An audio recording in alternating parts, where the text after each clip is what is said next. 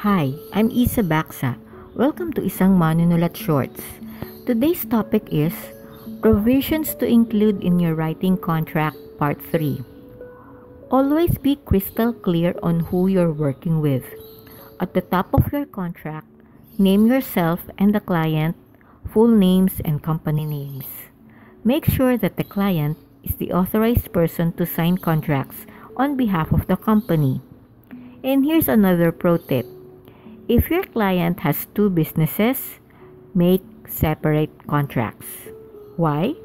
Because writing for one niche might take less research than the other, and that means different rates. Otherwise, clients will assume your rate covers everything. Don't let that happen. Protect your time and value. Stay tuned for the next video. I'll be defining the scope of work, what you'll actually do. Visit isangmanunulat.com and read the full blog post. Thanks for watching.